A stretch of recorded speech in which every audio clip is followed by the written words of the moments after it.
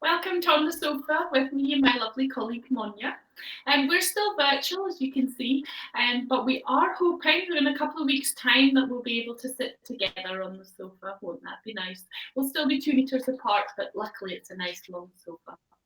So tonight we're going to look at all things clans. We're going to look at history and all the stories behind them and how they came about.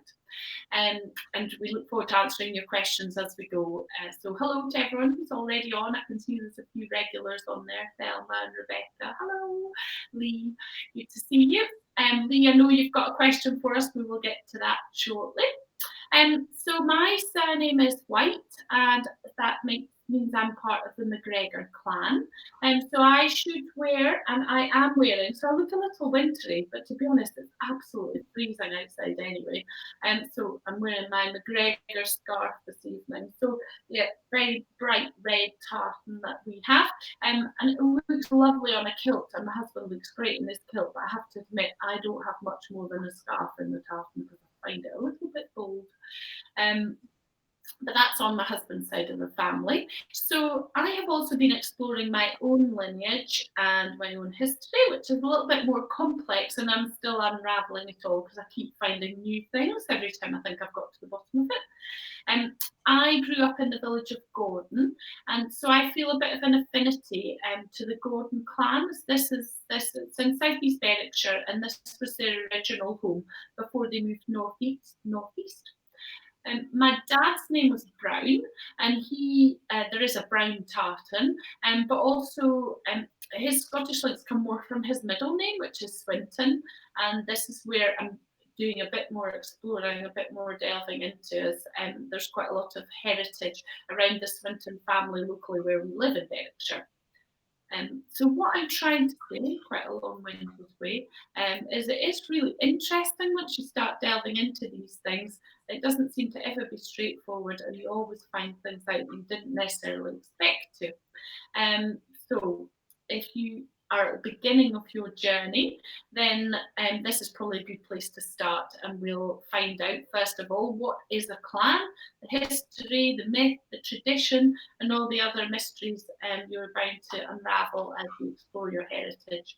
And today we're going to tell you a little bit more. What we say is not gospel truth. There are many different thoughts on the subject, so feel free to post your comments and your historical variations here, and we can have a good old discussion about it all. Hi, I'm Monia and I work in our Edinburgh shop, and I am very excited to hopefully get back very soon. So we've also got Jim from Duns, Lillian, and Kay from our Scotland shop team, and Roger in Germany as well with us. So thank you for joining us, everyone. So my surname is Heron, which has roots in Scottish and Irish history. So I can wear the McDonald tartans, which there are an awful lot of, so I've got a lot of choice there, as well as the Grant and the Stuart tartans. So I've got lots of different options. Although my surname isn't any of these, it is quite likely that my family was once a sept of one of these clans. So that's why I've got all those different options. And I didn't know before working at Scotland Shop, when I did a bit of research into my own history, that I actually have an Irish tartan too, which is the County Armagh tartan, which Anna's got there. And you can see it's quite a muted one, which is quite a bit different to some of the Scottish ones, especially the brighter Stuarts. So I quite like having the different options there. The Irish tartans work a bit differently to the Scottish ones, and so they're separated by county or region rather than by family or clan names. So let's start at the beginning with why we use the word clan, as hopefully that'll shed a bit of light on what a clan actually is. So a clan comes from the Gaelic clana, which means children. And children's quite a useful way to remember this because it implies a genetic relationship with a common ancestor. Does this mean we can view clans as extended families? Which, unfortunately, no, we can. It's not quite that simple. So instead of being solely based on direct lineage, like a family would be, a clan is a collection of people living within the lands of a dominant group. So if we consider a clan such as the Drummond, for example, it might help us explain that a bit better. So the Drummond clan holds land in Perthshire, traditionally in the parish of Drimmen. People who lived in the area controlled by the chief, who in this case was Malcolm Begg, were considered members of his clan. So if I lived in the parish of Drimmen when Malcolm Begg assumed control of the area, I would be considered a member of his clan. Over time, members of a clan may have adopted the surname of the chief, either for protection or out of a sense of solidarity, and not necessarily any direct ancestral link. And as with many ancient institutions, clans often created mythical origin stories in order to romanticise their history, taking stories from Celtic mythology or really any story that lent some kind of gravitas to the chief's claim to the lands he controlled. An example of this is the one close to my heart, Clan Gordon, who were originally given lands in the Scottish borders. And Clan Gordon claimed that their progenitor was responsible for slaying some form of wild beast that was ravaging the local area. However, it does turn out that clan lineage is more or less impossible to trace back beyond the 11th century, mainly due to the total lack of records. And most clans' lineages are really only traceable back to the 13th century. The political turmoil of the 13th century seems to be a more realistic reason for the emergence of clans as a powerful force in Scotland. This was a time of huge unrest in Scotland, and it provided powerful warriors with the chance to gain yet more power and exert their dominance over local families for protection, making clans more like medieval mafias than mythical heroes. As time moved on, clans could become useful allies for political causes and were often swayed into action with the promise of yet more lands in exchange for loyalty on the field of battle. This can be seen in the case of Clan Macdonald. It was favoured by Robert the Bruce for their support in the Wars of Independence. But large groups vying for power and influence obviously also have the tendency to rub each other up the wrong way, and there were therefore lots of rivalries sprang up between the clans, causing bloody battles and feuds. So many fights and wars, and there's some really good stories and down in the borders where we are. If you get delved into the Armstrongs and some of these clans, there is a lot of clan rivalry that went on. Rebecca is saying, thank you for explaining the differences with Irish tartans. You are very welcome, Rebecca. It's something that I didn't know about, so it did throw me off a little bit, but I think it's quite useful to know, especially if you've got Irish roots, then it'll help you find your tartan a bit easier, I think. So the clan system was dominant until the Jacobite Rebellion of 1745, after which the English government severely punished the clans that had supported the Jacobites, employing transportation to the colonies and straight up slaughter to eradicate the rebellious factions north of the border. Furthermore, clan chiefs moved away from the idea of a clan being a collective community and began to focus on their own rights as landowners, thus beginning the Highland clearances. All of this, coupled with the outlawing of tartan and Highland dress, which gave a sense of common identity within clans, saw the role of the clan greatly diminished in the Scottish society. Hi to Patricia from Ontario joining us. It's nice to have you here. Continuing on from that, as the threat from the Jacobites became less pressing and eventually subsided, the legislation that had been passed to limit the power of the clans was repealed, and an interest in Highland culture emerged. Writers such as Walter Scott and James Macpherson, and monarchs such as King George IV and Queen Victoria popularised Scottish culture and created a demand for tartan and Highland dress. It was about this time in the 19th century that the idea of individual clan tartans came about. Before this time, tartan patterns had changed from region to region and not necessarily from clan to clan. And you can see on the screen there is Prince Albert in full Highland dress. And when he came up with Queen Victoria, he just loved the Scottish outfits.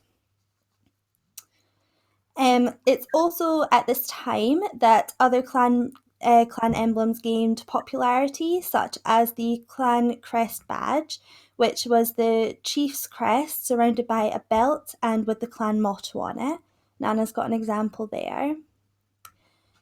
And the clan badge or the plant badge as well. Blackwatch is one of the most recognisable tartans around the world, and so not just in Scotland. And it's a government tartan, which means that anyone from any family can wear the tartan. But what a lot of people don't know is the backstory behind the birth of the Blackwatch, the iconic Blackwatch. And in 1725, following the Jacobite Rebellion of 1715, General George Wade was asked to put together 6 watch companies to patrol the Scottish Highlands. 3 of the companies were formed by members of Clan Campbell, 1 of Clan Fraser of Lovat, 1 Clan Grant, and 1 from Clan Monroe. And the duties of the companies were to prevent fighting among the clans, to bring criminals to justice, to disarm men carrying weapons, and essentially keep the peace among the Highlands. And the companies were known, and I'm really sorry, but my Gaelic, I can't speak Gaelic, I'm sorry to say, and someone will hopefully correct me and tell me how to pronounce this, but it sounds like Amficandu, which I'm sure isn't right, and which translates to Black Watch. Apologies, should have done research before this evening. And this name derives from the dark colour of the tartan that the men wore and the company's role to watch over the Highlands. And in 1739, King George II commanded that 4 more companies be trained and added to the 6 existing Black Watch companies, creating one single infantry known as the Black Watch. There was one condition to join, and that was that all men must be native to Scotland. The soldiers in the Black Watch originally wore a 12-yard kilt made out of a dark-coloured tartan, which is now known as the Black Watch tartan. And this continues to be worn by the Royal Regiment of Scotland today, and it's officially referred to, if anyone in the regiment refers to it, they always ask us for the Government 1A tartan. Is that the tartan that's on your jacket, Anna? I can't quite tell. Black Watch. And I do love it because it works with everything, and it means you can do a little bit of tartan combining as well. It works well with other colours, and it's a good one to have in the wardrobe. Hello to Robin, also from Florida, joining us as well. So what can we conclude here then? Well, it's clear that the history of Scottish clans is more difficult to grapple with than you might first think. And I know we've barely scratched the surface of clan history, with the reasons for the existence of clans being more pragmatic than romantic. However, thanks to the wonderful Georgians and Victorians, we have retro-filled Scottish culture with a richer tradition of fabulous fabrics and plenty of bling in the form of crests. For a much deeper look at the history of clans, Glasgow University actually do a clan course, which all of our staff do as part of their introduction with us. So Emily, I think, has got a short video just about the clans and that course at Glasgow University.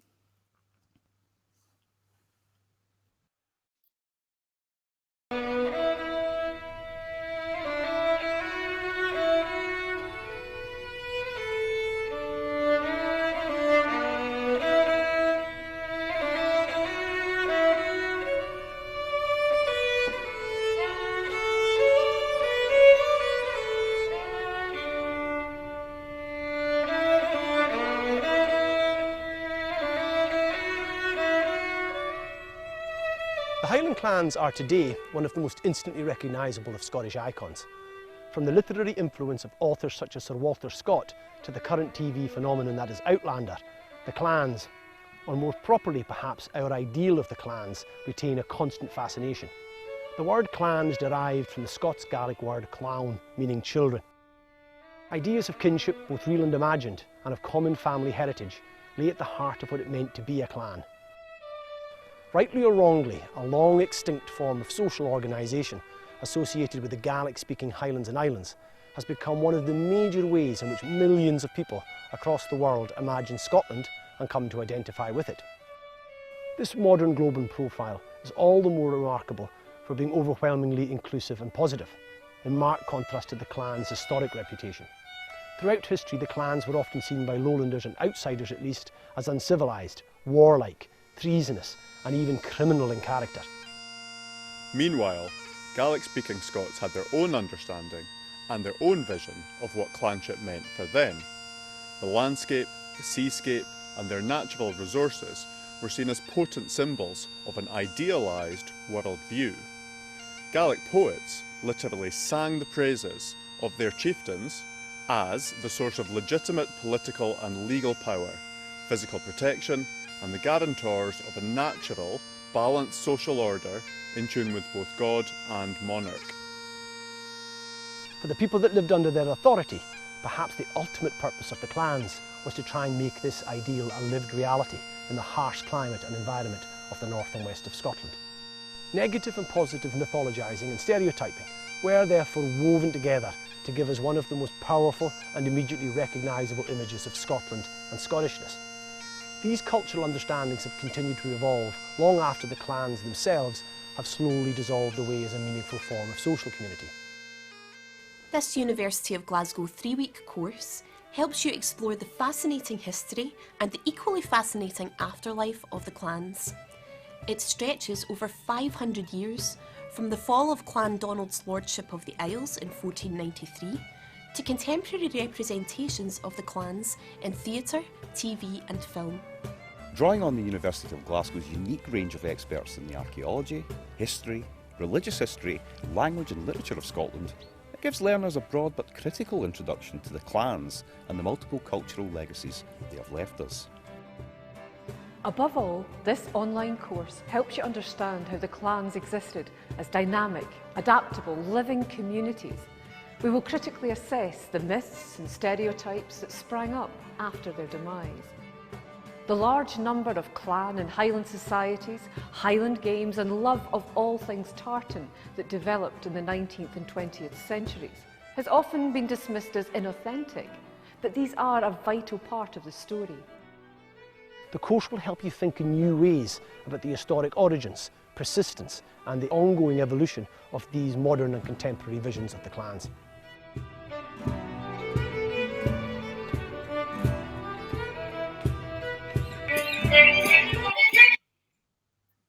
I hope you enjoyed that little, it encapsulates quite nicely, we felt, some of what Monia and I have been talking about.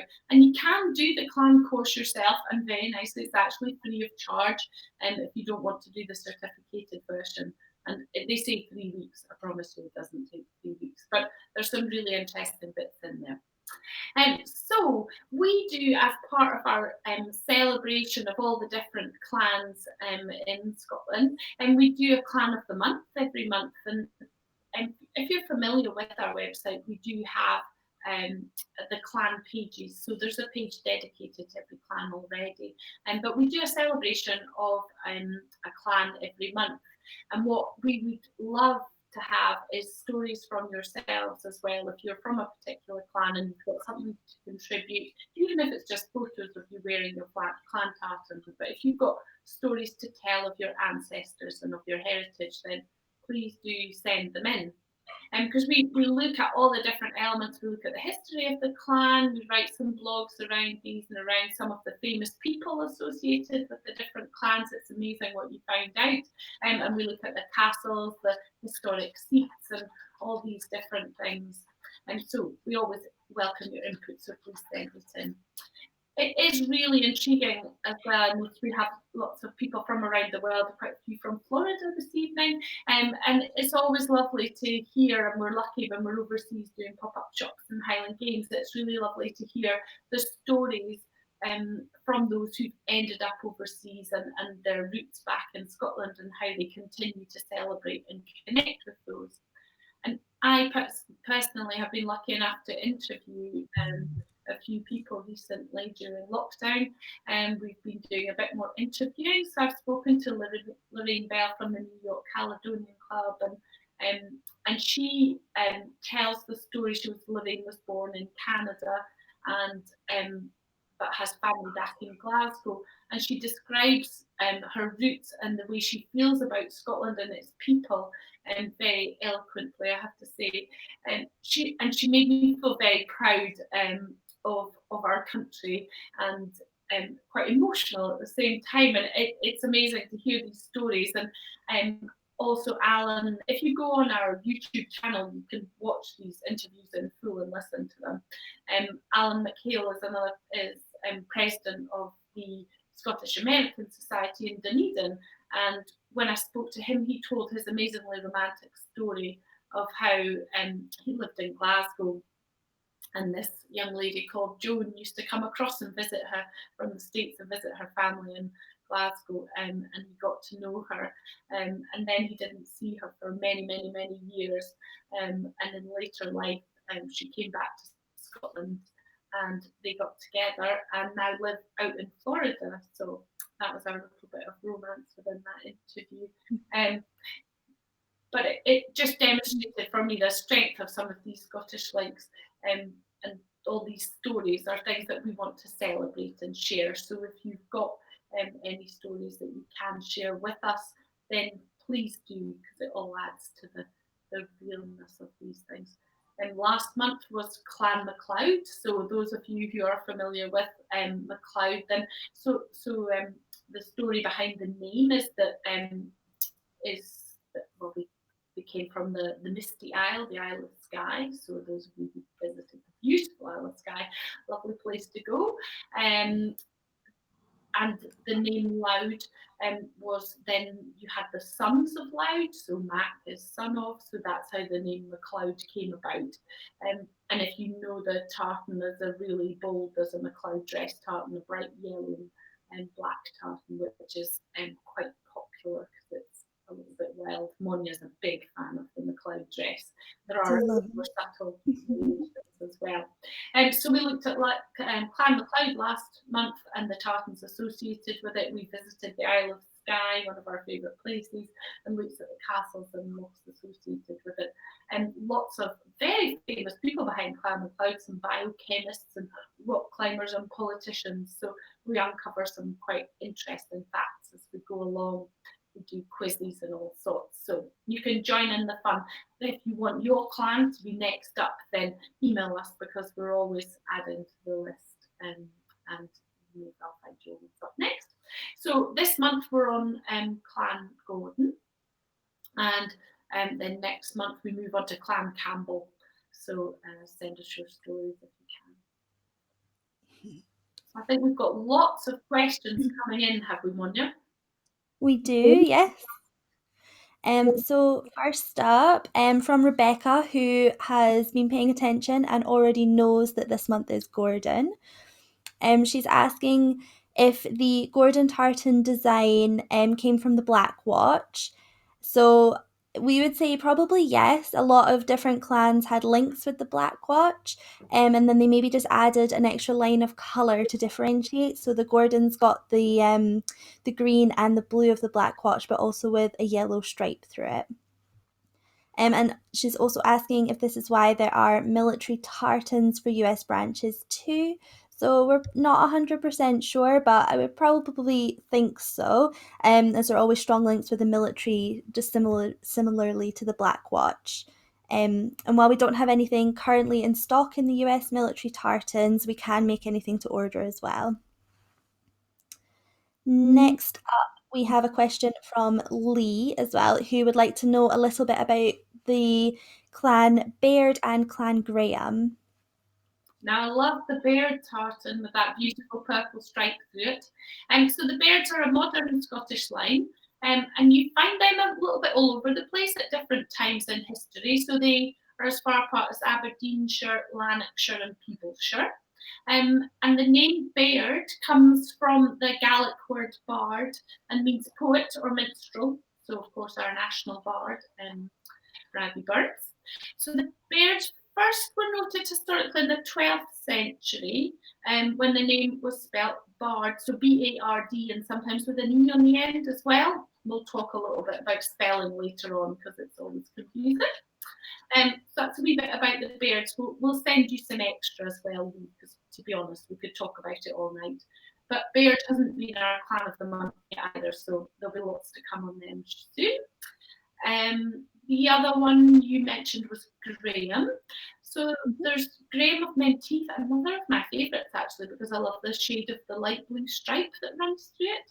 So there's Graham of Menteith, and there's also another variation, Graham of Montrose, which has a white stripe running through it. And their territories were Loch Katrine in Perthshire, Dundee, and Montrose.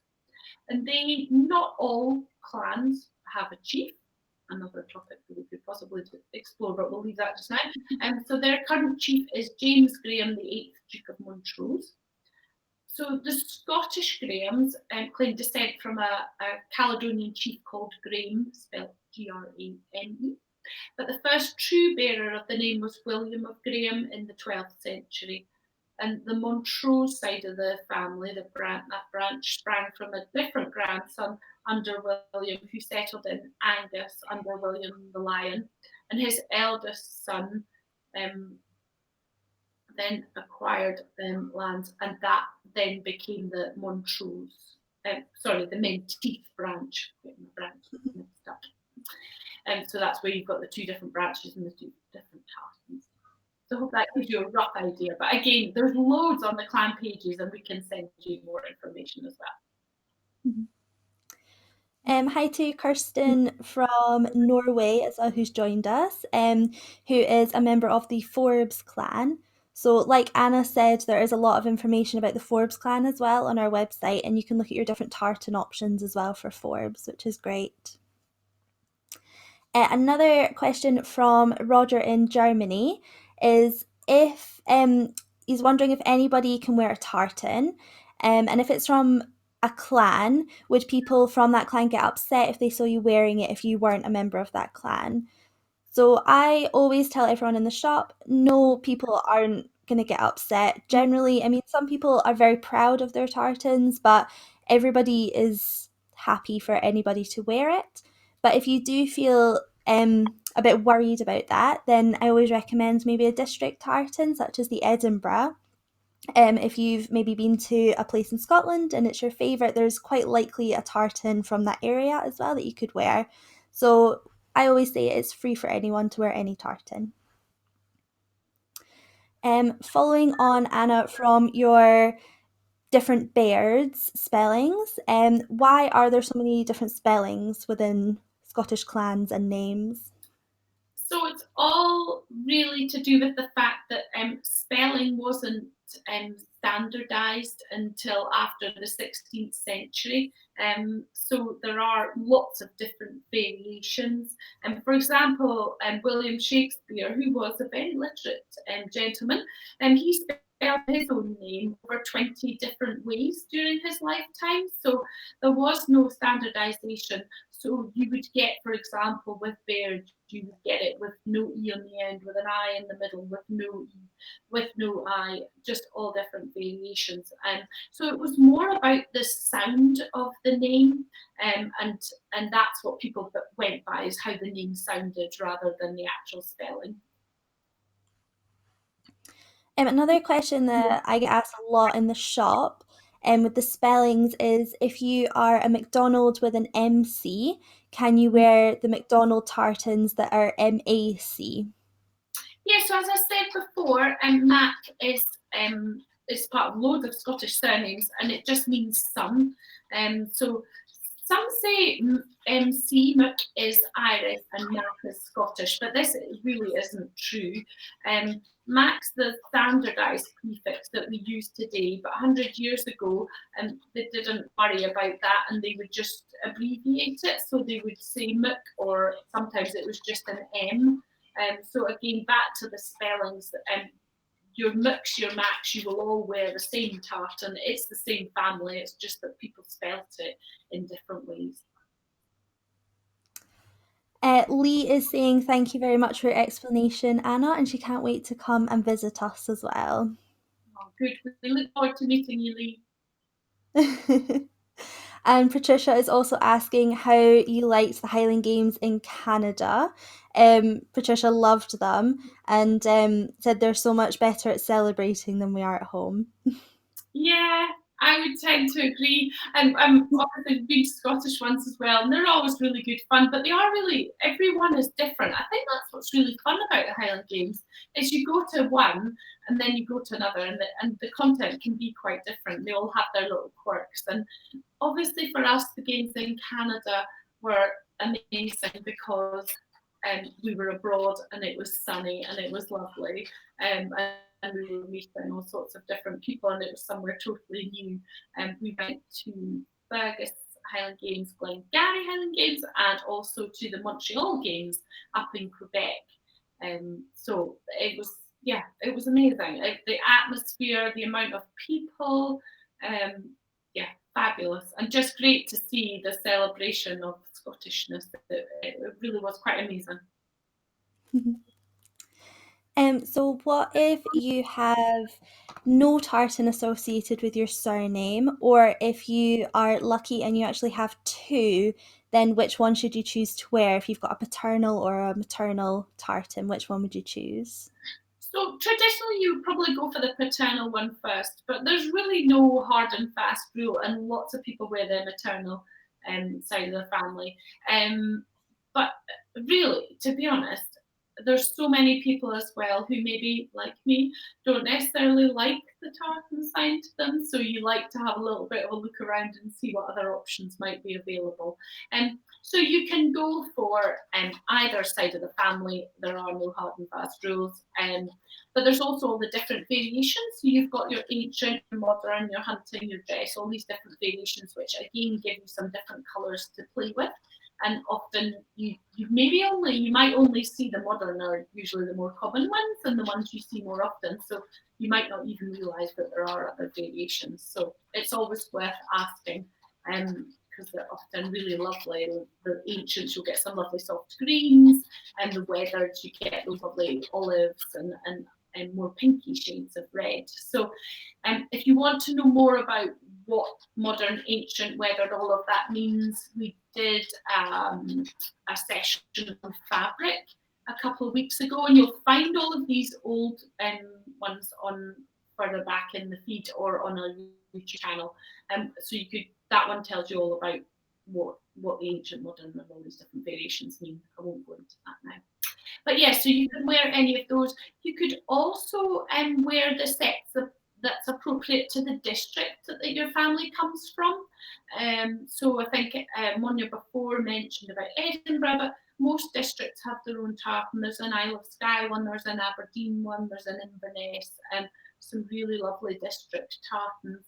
And we're often asked by European customers as well who visited a particular area, and that's a really nice way to celebrate that. But that's another option.